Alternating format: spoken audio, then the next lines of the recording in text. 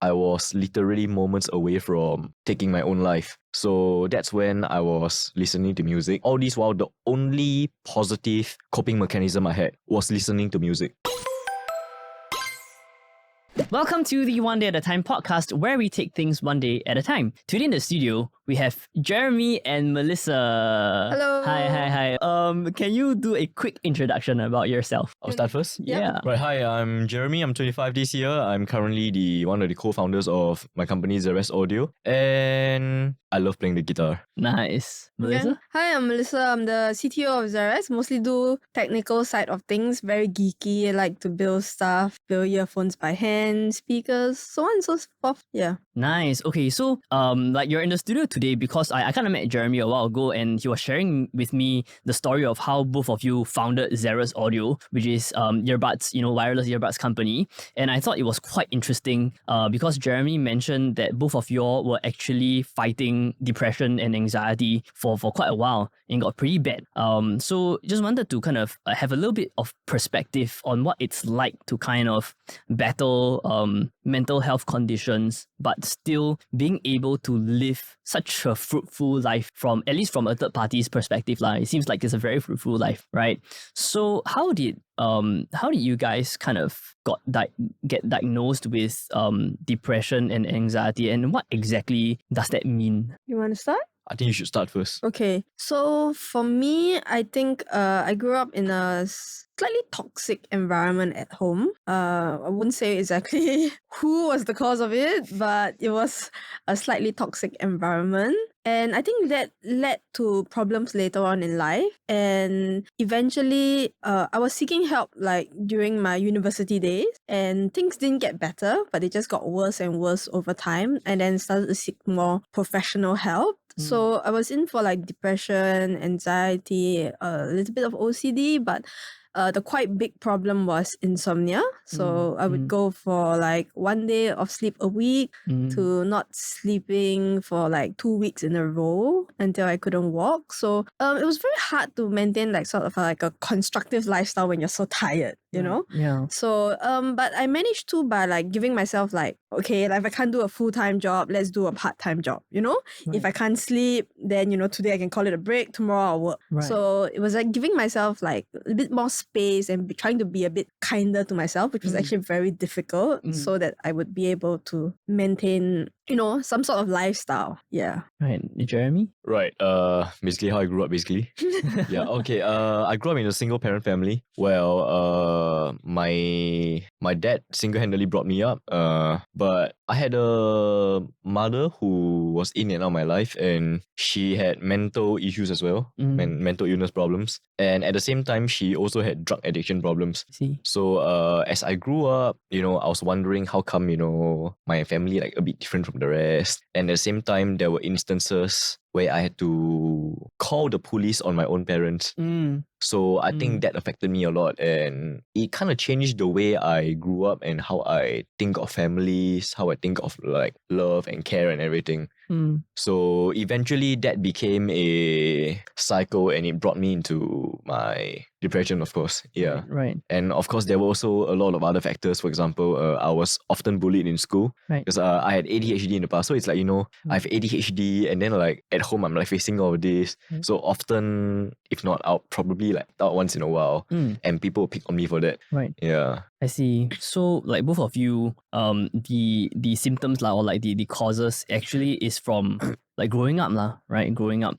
And I was just wondering how was it like for both of you individually to kind of take that step to seek help? Because depression and anxiety or most other so-called non-visible mental health conditions isn't I have a sore throat, so I go and see a doctor. I broke my leg, so I go and see go into a hospital, right? There's no real physical conditions, and it's all kind of in your head per se, right? In your head. So, but it is real, and it does cause damage in your life personally. So at what point in that journey did you kind of realize that, hey, I need to seek help professionally? So for me, actually, I was self-harming quite a bit, and I think my church mentors and in that time were really trying to help me to the best of their abilities. And I think one day they just realized that this is way too bad, and so they recommended me to see the psychiatrist in the university. There's a clinic in the university. Right. Yeah, so they recommended me to see a psychiatrist and a psychologist, Right. and then that's sort of how it started. Yeah. I see. And you, Jeremy? Didn't really realize it at first. But as I look back right now, probably, from the start, from primary school onwards, I mean, I've really felt something like that ever since I was that young. So I've had a lot of different ways I tried to find ways to cope. Right. Like, for example, I would flunk my exam on purpose and I didn't recover from that until like uni. Yeah. Okay. Yeah. But I mean, my work ethics are like always there. Then I think in order to try to find moments of happiness, I tried to also go on like huge shopping sprees.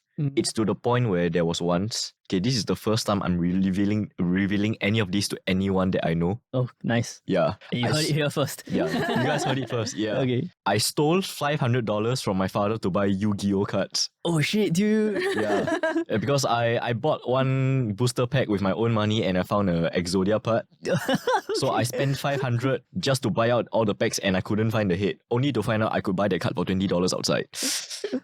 Oh, when I was older. Yeah, so I had all these kind of different coping mechanisms and obviously it didn't work out. My dad started to punish me for it, of course, and rightfully so. Yeah. Because but I guess he didn't know how to get the message across on what is right and what is wrong. Instead, I often felt that I was just punished for not being good enough or just doing bad things. I didn't necessarily know what was right and what was good.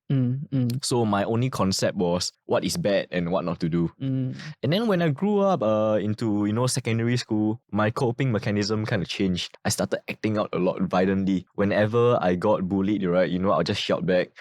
Until the point in time where somebody broke my arm and I started to be more violent. I threw a chair, I tore someone's ear. What? Yeah. Wait.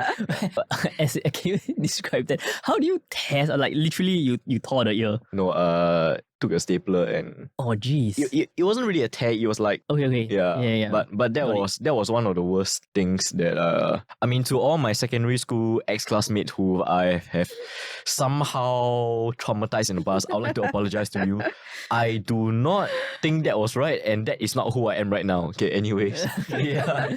So obviously that didn't work out as well. Like it was only temporary. I realized that I still wasn't happy. And it came to a point where I had my first ever anxiety or panic attack in my life. I went to the school toilet. It was the first time I wanted to punch something else. So I punched the toilet door and somehow broke it. And I collapsed on the floor. I couldn't move. I felt like I was like dying. There were a few people who walked in. They just walked out. Yeah, and I had to crawl myself out lah. And the cycle just repeated all the way until Polytechnic, Right. where I found great friends around me. And obviously that was when I knew that if I have a problem, I hope it doesn't affect them. And that made me feel worse because I started to get dreams that, I would like go into another cycle, I'll like hurt them. Right. And that was when I realized I had a problem, but I didn't seek help yet. It was until year 3 of poly I went to seek help because I was literally moments away from taking my own life. So that's when I was listening to music because all this while the only positive coping mechanism I had was listening to music. And back then I was listening to a track by Guns N' Roses. I still listen to it every day. They're sick of it. It's called November Rain. Oh, we're sick of it, yeah. Yeah. So there was a line that went, "Nothing lasts forever, even the cold November rain." And it was quite funny because back then it was raining and then the rain stopped. Yeah. So after that, I realized that, maybe this isn't the kind of life that I want, but that does mean I have to, end it. What if I could just wait it out a bit, really go and seek help? And I went to seek help and here I am. I see. So for you, like Jeremy, essentially, I guess the turning point for you is you realize that there are people in your life, like you talk about your poly friends, right? Yeah. That you care about, Yes. that you don't really want don't really want to kind of destroy that relationship or whatever. Correct. That was the turning point which you realized that, hey, there's something here. Correct. Right, even though you didn't take immediate action at that time, that was the beginnings where you walk down the path of I don't know what you call it. Let's call it salvation. Yes, correct. Correct. Yes. Yeah, and for you, Melissa, it's when the self harm kind of got a little bit too much. Yeah. Right. It was actually pretty bad that because I'm a biomedical researcher, Right. so I actually taught myself how to suture because I was telling myself so out of control. I was telling myself if I ever cut so bad that I'm gonna bleed out, I think I'd rather not go to the hospital in case like my parents find out. I'll Right. just stitch myself back up. Right. So I think that was really quite how bad it was, and Right. I think that's eventually why I went to get help. Right, Yeah. because you realized that you I was could- out of control. Yeah, you I could was kill yourself lah. obsessed. I was out of control. It was like a bit like a craving, like just wanted to see more and more and more blood. It was just very terrible at that point. Yeah, actually, do you mind if I ask? I think this is quite a personal question. You don't have to answer if you don't want to, but how? Because I think for most of us, no matter what you're dealing with in life, when you're kind of stuck in that spiral, right, it is very difficult to kind of take another perspective and see like, hey, shit, there's a problem here. You just kind of get stuck. Just like how say gambling addicts don't think that they're addicts. They're just having fun or whatever lah. But like there are negative implications and things like that. So like for you, like for both of you, how did you kind of realize that, like pulled yourself out of that spiral and realize that, hey shit, something's wrong, Actually, I didn't really think something was wrong. I mean, I did feel that something was a little bit off when it sort of became like an addiction. Like sometimes when your coping mechanisms go too far, it sort of becomes an addiction. It's like, oh, let's say I feel hurt, then I drink some alcohol, Then over time you just drink more alcohol. Next thing you know, you're like downing You're the entire alcoholic. bottle a day, Yeah, right? yeah. So it's something like that. So for me, Right. that was like self-harm. Right, And I started to realize it was getting bad when I couldn't control it. Meaning like last time maybe I could like, oh, if I cut a few times, I'll feel better, and then end of story. Right. And then when I started to be like out of control, we just keep doing it, then I started to realize like, hey, this is bad, Right. Yeah. And you, Jeremy? I honestly think I just grew stronger mentally. I see. Yeah. So it's it's a, I guess it's also a progress of a process of like self-reflection lah. Right? Correct. I mean, because ever since I got into this position where I have to take care of a business, and at the same time, back then when I had a relationship, I had to also plan for the future and everything. Right. I told myself that no matter what, no matter how tough it gets, I have to keep working, don't cry, wake up the next day, things will get better, and then keep going. Right. Because when you start to have more responsibilities that you cannot forsake, you would, at least for me, I started to realize that no matter what, I cannot spiral again. And if I do, I have to pull myself up. And if it ever gets to the case where, I say this to my team if it ever gets to the case where I spiral and things get very bad, and I want the team to kick me out because the business comes first no matter what, above my mental health, above everything. Yeah. So that's how I grew stronger mentally. And obviously, it doesn't mean ignore your mental needs. For sure. I started to also learn how to take care of myself because of that. Because I tell myself I cannot spiral. So I also tell myself I have to take care of myself. If I'm tired, take a break. If I'm stressed, play the guitar, disturb the office neighbors until they knock on the wall. Yes, that happened. And if I need a drink, only drink when I'm happy. I mean, one of my mentors and mutual friend, Right. Bezo, he told me never drink when you're upset. Yeah. Wise words. Correct. Wise words from a wise man. Correct. So I mean, in some way, both of you are quite lucky to kind of have realized it before you have done enough self-harm or harm to people around you that it is completely irreversible, right? You know that this is a journey that you've got to go on, and it's a journey that you possibly need to seek help to kind of guide you along, and you manage to seek help before it's too late. It's quite lucky because I think there are a lot of people everywhere in the world with similar conditions, mental health issues, that maybe things progress a little bit too fast and they already walk down the road of no return before they even realize that, hey, I think something's wrong here. I need to seek help, right? And I think that is something that is quite powerful. And both of you right now today, I actually want to kind of know if you're willing to share what it's like to kind of have no control over your body, because it's like just now you mentioned that you kind of like fell in the toilet, and then like you Melissa, you're talking about how you were like self-harming, and it is not it doesn't feel intentional anymore. It is you have no control over it. I mean, I personally have seen people, or like even like in videos where people kind of get panic attacks and anxiety attacks, and visually it looks a certain way, right? But I'm quite curious if you're able to share from your perspective what it's like from an internal perspective when you are having that attack, when you lose control over your body. I guess when I do get panic attacks, the first thing I do is put on music. Apparently that's the only thing that calms me down. If not, like I will start to feel like this intense pain in my chest, and I get this feeling constantly that I feel like I would feel like putting my hand through my chest and just ripping out my heart, kind of that feeling.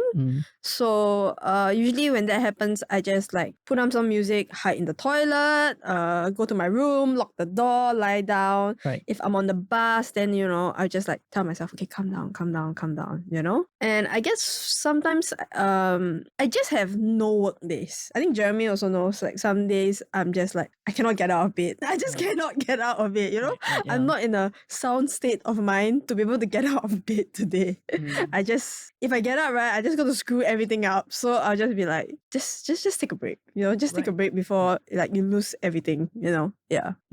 Jeremy. I mean, it's been a very long while since I had anxiety or panic attack in the day. Right. But I would say that sometimes I get them when I wake up. So, like for example, my alarm is at 7 o'clock, 9 o'clock, and 11 o'clock. Yeah, I mean it's a Guns reference, but it helps me wake up because it fits the schedule just nice lah. So my body kind of has this thing where it doesn't want me to be shocked. That kind of mechanism in your body. It's a physical thing. So my ringtone, as you heard just now, was rock and roll, Mr. Brownstone. Yeah. So normally when I wake up from the alarm, I'll be really shocked. So sometimes what happens now is that I'll wake up 10 minutes before my alarm with a panic attack. It's like you're anticipating. Yeah, it's like in protection mode. So when that happens, right, I mean, I feel like it's like I can move if I try very hard, but I feel very cold. I feel very weak physically, and I'm shivering even though I'm like, it's hot and cold at the same time. And it's like my mind is like a bit fuzzy. It's everywhere. It's in me. It's out of me. And it takes me about 15 minutes to get myself like to calm yourself. To calm myself. Then okay, the alarm ring ready. Okay, then yeah. So, but I remember back in the day when I had these kind of attacks in the day or in the night when I'm outside, I become a completely different person. Very, very easily agitated. I flip out at the most smallest things. Like, let's say if I were to accidentally spill a cup of water, right, I'll really like whack the table. I like freaking shout and like really like throw things around. And yes, there was once he said, "Who put the Coke here?" Then after he hit the thing. Yeah. No, the sound was actually not from me hitting the thing. It was a Coke bottle hitting the floor. Is it? Yeah. So after that, like, I mean, I become a very, very out of control in terms of anger. So that's why I also told myself, right, I need to get stronger. I need to get better because I know that when I'm out of control, I will hurt the people I care for, and I don't want that. Yeah. So it's not an excuse. So the only thing I can do is just to get better and make sure it doesn't happen. Right. Yeah. And that's how I take accountability. Yeah. I think he has made a lot of improvements in terms of his anger. I think last time he was more easily agitated. Right. But nowadays he's like a lot more like calmer. I see. Things. So, right. Yeah. I mean, there also comes a point in time where your anger also might, or your as in mine, my anger might also affect like, friendships or even working relationships. And I saw a point in time where conflicts within the team was getting more and more out of hand. Right. And I started to like try to like learn how to do like conflict resolvements and how to control my anger, how to look within. And recently I even got a book, but it was useless. I was telling her about it. So it all comes from an inner motivation, lor. Yeah. Yeah. I mean, so essentially, like, no matter who you are, like, this depression, anxiety, panic attacks thing is quite a wide spectrum of different people who kind of react differently to the diagnosis. And for you, Jeremy, it's mostly expressed through anger, Correct. right? That's your sort of your coping mechanism in some way. Yes. And for Melissa, it kind of like show itself as like insane insomnia, like, right? Yeah. Sleeping one time a week is absolutely It's insane, absolutely insane. I don't right? know how And I which did kind of spiral down into other things, Yeah, right? yeah. I think there are this, even though nowadays, like, especially like in the West and like locally, there is a lot more resources and a lot more people talking about depression, anxiety, and mental health help and things like that. But I think there is still quite a lot of people that misunderstand panic attacks and anxiety and depression as something that is within your control, right? Because you are depressed, then you just like freaking get over it, all kind of thing, right? Like when you are anxious, then you just freaking don't be get over anxious, it. just be calm. Yeah, correct. Like, You calm know- down. You know what's the absolutely most funniest thing I've heard about people like them? No. It's all in your head. I'm like, of course it's all in your head. Yeah, it's all in your head. True. It's true. Yeah, it is. I had a doctor once when I told him I couldn't sleep, right? He said, don't worry, you'll sleep eventually. And then I I, mean- was like, at the point I was eating 20 sleeping pills and I slept for 20 minutes, like 1 minute per pill, you know, that kind of thing. I mean, so like, I was again, just like, he's not wrong, but yeah. yeah, but But you're missing the point. actually there's something called micro sleep, where if you're so tired, your body automatically shuts down. Right. Apparently, I do not have that. So that was also the reason why I went for like days of no sleep in a row, and nobody could understand why. And when I went to the hospital, right, and I had problems with my legs, right, the doctors was like, "What's wrong with your legs?" And then I'm like, then when they tried to lift it up, right, like it would like spasm. Then they started to say, "Oh, is it autoimmune disease?" or all these kind of things. And then I was just like, "No, guys, I just have not slept." And they were like, they had never met someone who had not slept for so long. Right. Then they said, no, it cannot be because of lack of sleep. I was just like, never mind. I'm not arguing with you. Yeah, sometimes like even in like the medical field, and there are, because even in like say autoimmune or whatever, or like depression, anxiety, like the symptoms are so different for people. different You people, can't really yeah. pinpoint the exact cause, right? Yeah. But that doesn't mean that it's not hurting, doesn't mean that it's not happening to you. Yeah. And like you're talking, you just now Jeremy was talking about the the part where people are reacting to to like the symptoms and whatever. And like I have this pet peeve, like like sometimes when you are annoyed and angry or whatever, and like the person just says, "Chill, bro." that sets you off.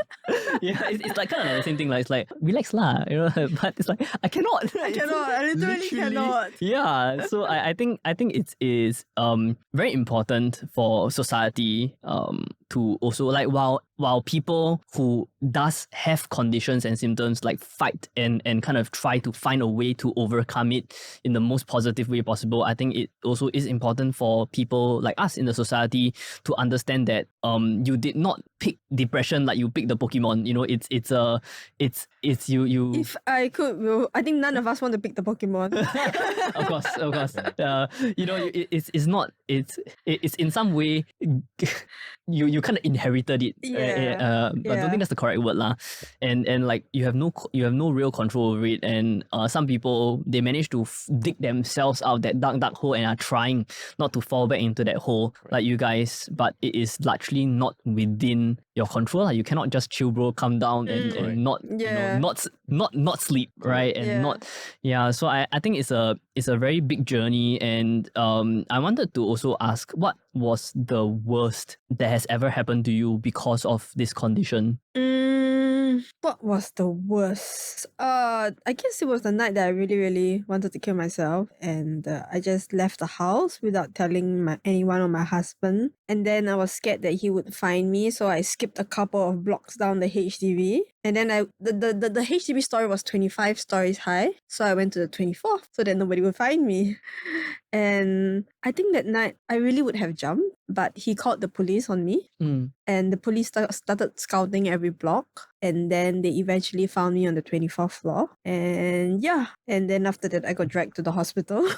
Right. So but I think that was a very tough time for me. Even my doctor, she's a very, very good doctor and I really, really love her. But she said to me, sometimes some people can't help it. And no matter what you do, they still try to kill themselves. She said that. She said, but I will be very sad if you're gone, But I mean, even though she said that, right, I think that night, I kind of just lost it. Yeah. So I think that's probably the worst it's been. I see. But you were smart. You didn't go to the 25th floor. Yeah, that's right, so guys. shout out to your husband and to SPF, man. Thank you, Singapore Police Force, for saving your life. You did a good job. Saving my CTO. Salute. How about you, Jeremy? Like, what was like the absolute worst for you? I think this might be I'm not sure whether it's a take that people relate with, but getting to the point of trying to take your own life, to me, that wasn't the worst. Because to me, death can be a good thing, I finally get rest back then. But what was really bad for me back then was how I lived. There was a point of time, that was before I went to seek help. I actually stayed in my room for 2 months in a row. The only time I got out was to go to the toilet. Sometimes I don't even eat, or my mate would like come into my room, ask me to eat, then sometimes I'll eat in my room as well. I didn't like see anyone. It got to the point where, at the end of the second month, my dad was like, look at yourself, what do you look like? Then he went to tell my mate, don't get food for him, ask him to go out and buy himself. Then like when I really got up, because I was really hungry, so I got to the toilet, I looked at myself in the mirror and okay, I've got this nickname, which I still hold to me. It's called Narcy. It means narcissist. But I took out the cyst part because I told myself to love myself, but don't love myself at the expense of others. So I looked at myself in the mirror. I was not shaved. I lost a lot of weight. I looked like a complete mess. And like, my inner Narcy is like a bit ugly. So I shave everything. I'm like, not enough. Then I'm like, I think there's something wrong with you. I look at me, I think there's something wrong with you. And then after that was when the whole almost attempt happened. And then I listened to the track November Rain.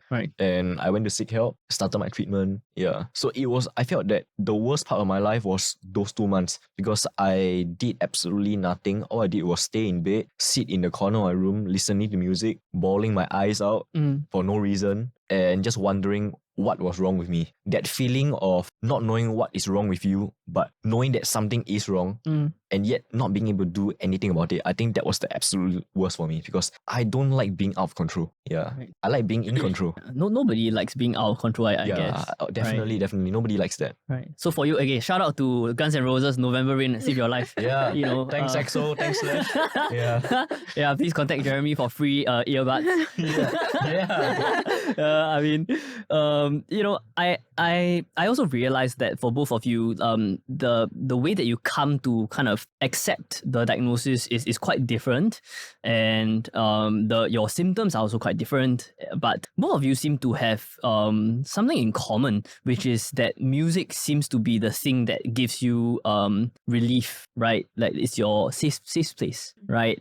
Which I assume is kind of how you join forces to start audio company lah, because you basically design and engineer like a wireless earbuds kind of thing, which is essentially the medium where music can flow to someone, right? Wireless earbuds. Can you share the story of how you guys met and decide to collaborate to start Xeris Audio, a wireless earbuds company? Right. Should I start about how I did it?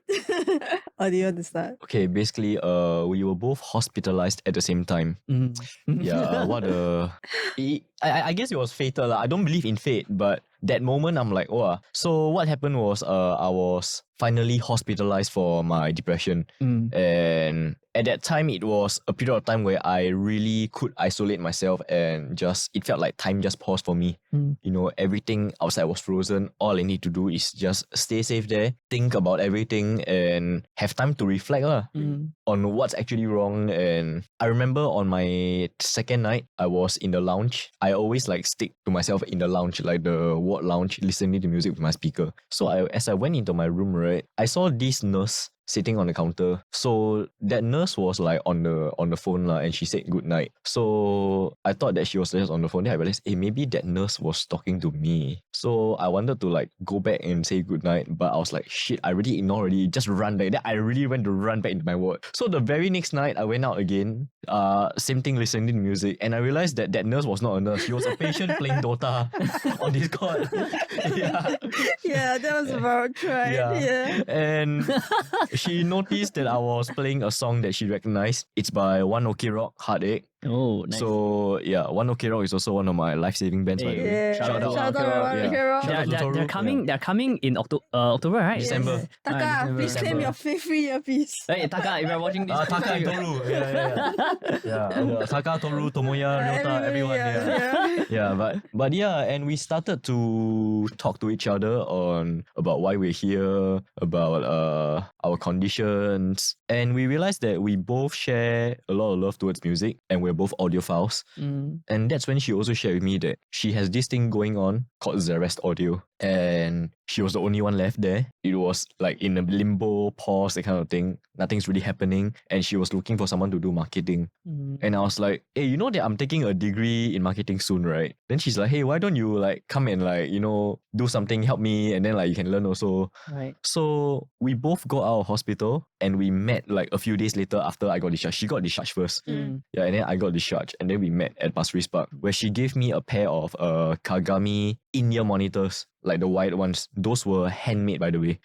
So after that, I started to visit her place to learn on the process of building the IEMs from scratch, you know, like putting the parts together, Right. like making sure that the speakers were balanced, soldering the parts and everything. Right. And within 2 months, since the day we met, within 2 months, right, I barely knew her, she barely knew me. I went to her, I'm like, Melissa, are you serious about this thing? Because I'm interested to do this with you for the long haul. If we are serious, let's incorporate it. Within 2 months, we incorporated Zerest Audio into actual business and entity, private limited, and suddenly I'm a co-founder with somebody that I barely met 2 months ago. Yeah, it was so suspicious. Like I was just a bit like, should I incorporate? But like I barely know this guy. I know him for like 2 months. Like I don't know. But you know, it was like a somehow- huge risk. Yeah, somehow. yeah. I mean, for me as well, but I guess I somehow felt that this person would never feel like, you know, the kind of person to have the intention to harm me.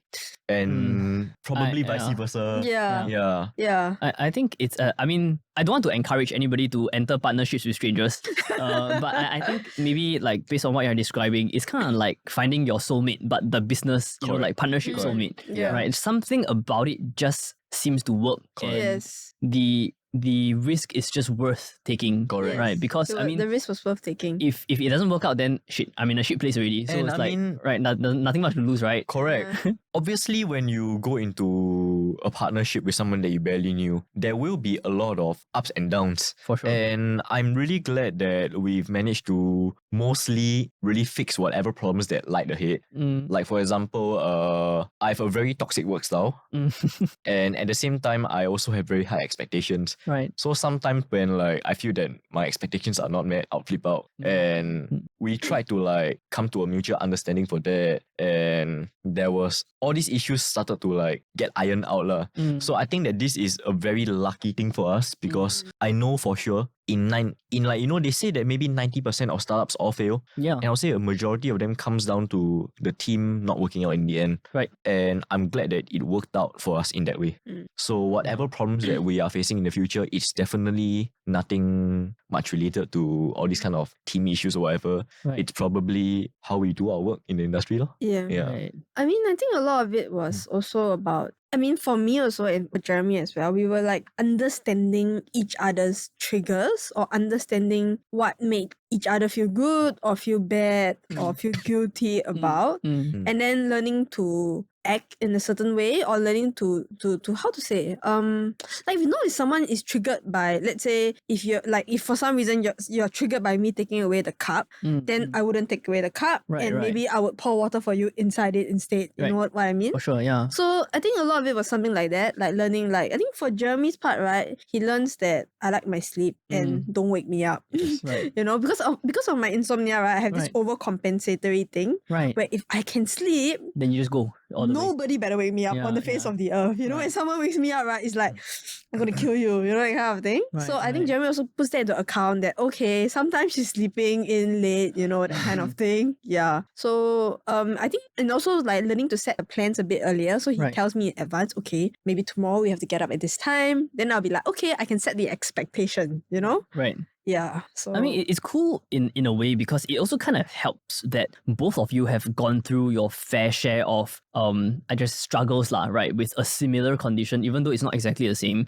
So there is a little bit more empathy and it's a little bit more understanding Yeah. in dealing with it. Because Exactly. if you were with a co-founder or co-founders who have never gone through that, they might wouldn't try to understand. empathize. We will Yeah. all try, but you have never actually gone through the dirt, so you don't fully get it, right? So I guess like this team works because you understand, like in your core, you know what it's like to be in the dirt, be in that hole, Correct. and you just find a way to work it out, lah. Correct. Right? Yeah. Right? It's kind of like being in a business partnership is very much like being in a relationship. Just that the goal and the ROI is slightly different. Correct. But it's also really about understanding your love language. Like business, like, Yeah. we should start something.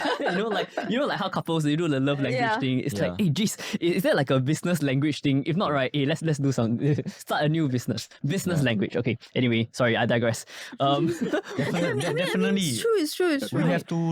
We had to try to find ways to cater to each other's work styles. Yeah. Like, for example, I think for her, it's like she said she values her rest and everything. That comfort lah. Yeah. Yeah. Whereas for me, what I value is trust. Like when I want to go ahead with something, I want Yes. people to trust me and support me as much as they can. Yeah. So it's like it's a strength and a weakness at the same time, because I would say that in my company, we have 3 core members right now. Right. The third core member isn't here with us today. He's called Winston. Shout out to Winston. Hey, shout out to So I would say that for Melissa, she's a leader in a way where when it comes to tech, when she says something about the tech, like how it's going to work, etc., you trust it. You go ahead with it, you won't go wrong.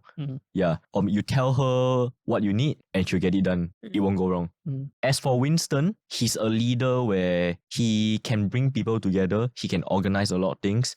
And he's a voice that people will listen to because of his experience as well. Yeah. Fun fact, Winston was one of my seniors from the first time I stepped into the audio industry. He taught me a lot. I see. So he probably has more experience than me lah. Right. And as for myself, I think I'm that type of leader that stands in front and charges forward. Right. The rest just follow me. Right. Yeah. Yeah, so sometimes like I also have to learn that, like Jeremy feels supported when when I trust in him. But a lot of times like I not only doubt it, but I didn't understand it. So when I don't understand something, like I will keep asking, but like why not like this? Right. Or because in the sense I'm not from the marketing world. Right. I have no clue, sure. I just have my personal opinions, and then I tend to be like, why is it like this? Why is it like this? Why is it not like this? And then he would take it that why are you not trusting me? And I think I started to realize like in the part of me like, okay, like I think it's about how I phrase the questions as well. Like trying to find out the answer, Right. but at the same time trusting him that his plans is correct. Right. So sometimes I would just very clear to him, I don't understand. Can you explain to me? Because I'm worried that I don't understand this. Right. Then he'll be like, oh, okay, I can explain it to you. I can explain it to you. Right. But like also learning to trust him that okay, he makes all the sound decisions. He knows best. Yeah. And even for me, right, I also have things to learn about, when it comes to dealing with like questions or disagreements, because I realized that there are many times in the past where when I feel that I'm right, I just shut everything else down like instantly.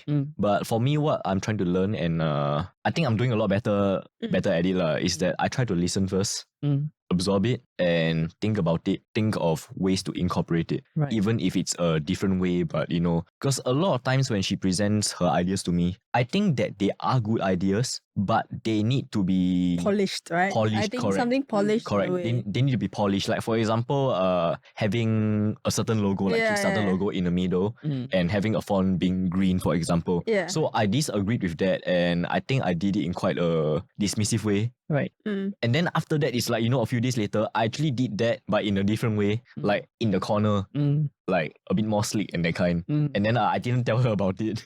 So she thought that, I dismissed her idea, and then I just do. And then it's like your idea is not good enough, but when I think about it, it's fine. Yeah, Then it was just correct. like so it's also a bit of Yeah. like misunderstanding Got each it, other. correct. Yeah, it definitely happens along the way. Lesson is communicate. Yeah, I do think it's important, you know, Yeah. because in running a business, whether it's a startup or like a huge conglomerate, a lot of times like we have corporate meetings, we have like partner meetings on things like 5-year plan, P&L, you know, like getting investors and things like the very practical things, right? But business partners don't tend to kind of sit down and communicate and talk about like the whole love language thing lah. But in this case, like a Yeah. more practical thing, Yeah. like how the working style, Yeah. and maybe you feel offended or you feel not validated, feelings are not validated, and these things are not very not discussed too often in a business environment, because it's really about, you know, like coming up with the SWOT analysis, coming up with the how many year plan milestones, you know. Yeah, and I think both of us are also a bit like, if you're offended, right, or something, then we don't say anything to each other. Yeah, then I after think that, that's like, quite you know, common. it gathers up. Then after that, when we go and like try and sort it out, then it's like, I'm angry with you over this, you're angry with me over this, I'm Correct. angry with you over Yeah. this. Then after that, like kind of And it explodes. escalates. Yeah. Then it just goes.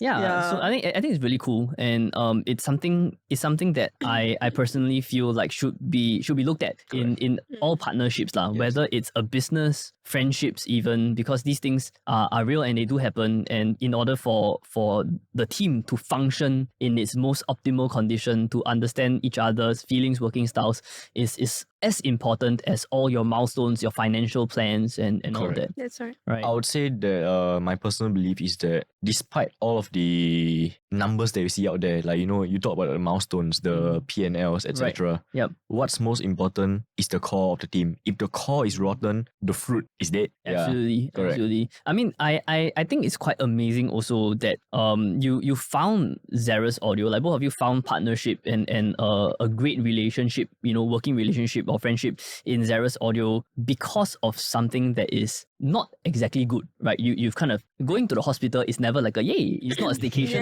right? Like going to the hospital is always have some kind of negative connotation to it. Yes. But it's because of this that you kind of birth or found this partnership, friendship, and something to look forward to. And I think that is a pretty amazing thing that you know, like there's this saying in English, like one door closes, one door opens kind of thing. And like in Chinese, there's this saying called 塞翁失马,焉知非福.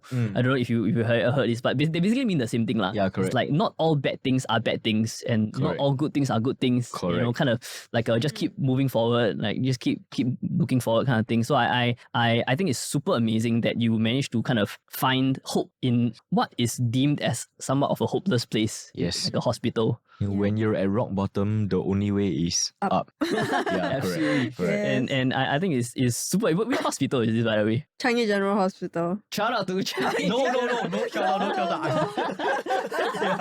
But hey, if you're hospitalized at Changi General Hospital, be sure to look around you. Your co-founder might be there. I mean, wherever, right? No, wherever you're at, you know, you can find like light in the darkest of places. Correct. And I think it's super amazing. Let's maybe you can share a little bit about your product lah. Let's take a look at your earbuds since you're here. Alright, okay, And since okay. you bought like your earbuds and whatever. So this is a pair of earphones in a premium carrier case, Premium. designed by Melissa within one day. Actually, before you continue, right, I just want to make a short comment that Melissa, actually, you're pretty freaking amazing. You started from like biomed, and then you went into like programming, Software, right? yes. Software I development. didn't know a single line of code, man. Yeah, I didn't even know what programming was. Software. Then like now you're freaking engineering audio hardware. Right. It's Actually, insane, my man. dad was an engineer. My dad is an engineer. He's an aerospace engineer. Right. So ever since I was young, right, my brother's the kind that, what are y'all doing? But then me and my dad are in the corner soldering, Right. building stuff, Right. and all that kind of thing. So I was very intrigued by that. Like when I was young, right, my fan would spoil. My dad wouldn't fix it. He would tell me how to fix it. So he would Oh, sit there and shit. watch me take it apart. Then he say, okay, what do you think is wrong? Then I'll be like, maybe this. He say, okay, how do you think we can fix it? So from there, like I really learned a lot about fixing that's appliances. awesome, man. Yeah. Yeah.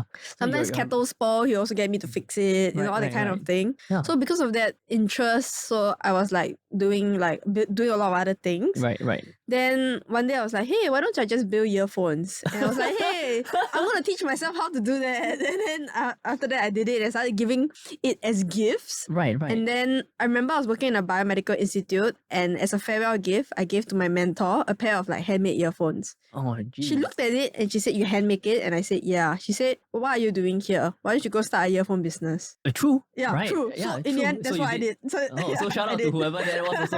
Shout out. Shout out to my mentor in A-Star scene. Yes.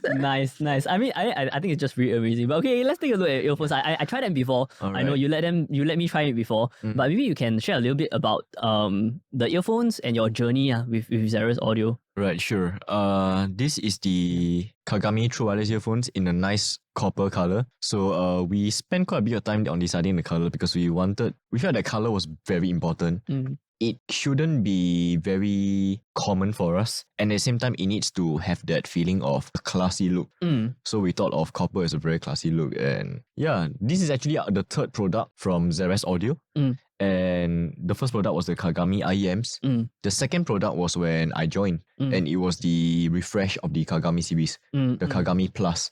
So 3 colors for the Kagami Plus. It's a different tuning from the original Kagami.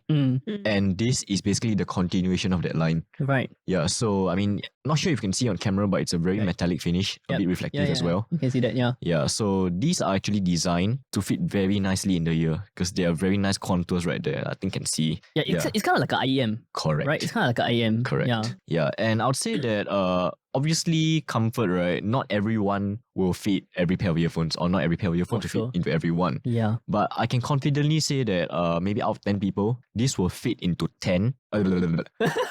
9. Out of every 10 people, this will fit into 9. 9%. And these 9 people will find that it fits perfectly. Yeah, then the one out of 10, right, they will find that this is quite big because they probably have very, very small ears. Right. Yeah, so this is meant to also isolate very well. Right. And what I would say is my favorite part of this pair of earphones is the sound quality. The sound quality is absolutely insane. Yeah. I mean, we came up with this sound profile based on the gears that we have. Right. So, we're comparing like $2,000 earphones and headphones. We're talking about maybe in-ear monitors that cost about $500-$600. Right, those like 6-7 driver kind of. Correct. Yeah. Sometimes it's even single driver, I've got a pair of earphones, I think it costs about $400. It's only a single driver. It's an IEM. But it sounds better than my $2,000 6-driver IEM. If you tune something well, it can sound really well. Correct. Right. But it's all about the tuning. Yeah. But of course, from a technical point of view, right? Definitely more drivers allow you to do more things with the sound. Right. But if you tune one driver to be very good, it can outshine 4 drivers that are badly tuned. Right. That's my take on it. Correct. Yeah. Understand. And I mean, personally for me, I feel that having the extra drivers, it opens doors, but there are only a maximum amount of space in that room that you can find. Like maybe you open one door, that's like 300 square feet. Right. Then like no matter how many doors that you have that allows you to utilize that 300 square feet, it's still 300 square feet in the end.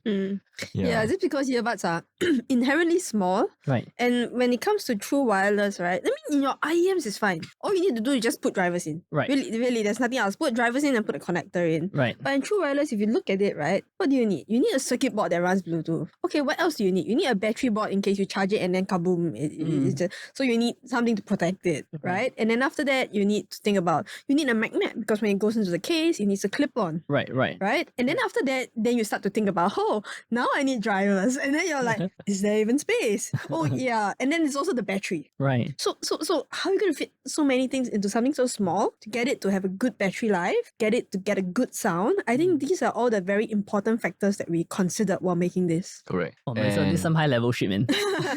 These pair of earphones right here, even though they're just this size, they fit really nicely, very snugly. Doesn't look like it's big at all. Right. It has 2 drivers on each side. Yes, and you have a playing time of 8 hours. So Nice. battery So life. that's really top of the line. Top of the line. So how much is this one? This one right here. The original retail price will be going for $149. Oh wow, okay. Yes, so they're relatively affordable. Yeah. But what we have done is that we've launched a Kickstarter campaign. There's about 25 days left to go, I think. Nice. And they are only going for $99 a pair. So you want them? Oh, nice. Grab them Well, now. I think actually by the time this video goes out, your Kickstarter campaign might be almost over already. Correct. So Yeah. get it now. $149. But Yeah.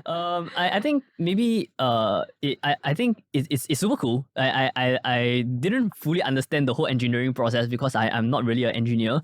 But I think it's super cool that you basically just had a vision and you just went ahead to make it happen. Of course, I'm sure there are multiple prototypes here and there, right? Multiple prototypes here and there. So many. But you made it happen. And I'm very, very happy, even though I wasn't a part of the process, obviously. But I'm very, very happy to see that there are Singaporean entrepreneurs and engineers like putting our country on the world map with innovation, right? Yes. With innovation, and that's super cool. Thank you so much for coming in to share your story of how you founded Xeris Audio. And if anybody who is listening or watching today's podcast is interested in exploring Kagami or like Xeris Audio, right? Where can they find you online, social media or website and anything? What you can do is go to our website, zeresaudio.com, ZEREST audio.com. So you can take a look at our products, and at the bottom, there is a Calendly where you can book an appointment and come to our experience center. Oh, nice. Yes. Experience Center. Where is your Experience Center? So it's in Ubi Tai Seng, Oxley Biz Hub. It's a very nice building. yeah, nice. So yeah, drop by our experience center after booking an appointment. We'll be happy to share with you more face to face. Yes. And you can also Nice. listen to the earphones Correct. to check the sound before you buy them. Yes, correct. Yes. A lot of people you go somewhere, then you say you pick up something and then you're like, oh, there's reviews about it. Okay, the reviews look good, maybe I'll buy it. But what's Yeah. really good is that you can come down and you see if you Yes. like the sound signature first. Right, And then you right. buy it. You know right, what I mean? So this gives people the opportunity to I want to see how it fits. Does it fall out when I'm Yeah. running? Right, and right. Like how does it look and all that kind of things. Yeah. And there will be more avenues for customers or any podcast listeners to try them out as well. We'll be working with some of the retailers out there. One of them are basically almost confirmed already. Nice. We are in the talks to put the stock with them. Nice. Jaben, Jaben. Oh, nice. Yeah, so audio store, you definitely know. Yeah, I used to Yeah. buy my stuff from Jaben like Same. long ago. I'm a Yeah. loyal customer to Jaben, and when I had the opportunity to work with them, I was happy. Yeah. I just went ahead. Right. Yeah, so we will be having our products placed together with them for an exclusive launch. So 6 months exclusively with them. So when it's out, we will make a post. Jaben will make a post as well. Go down there and try. No need to book an appointment. Oh, Yes. nice. Hey, thank you so much for sharing this. I'm sure anybody who is watching this who is keen to get themselves a pair would go down and try lah. Just like how you go and try running shoes before you buy them, right? Correct. Yeah. Awesome. Thank you so much, Jeremy and Melissa, for Alright. coming down. And I hope that your brand, right, your earphones, make it to the international market and explode. Thank you so much for having us here actually. Yeah. Thank you for coming down. Really Great appreciate your time. opportunity. Yeah.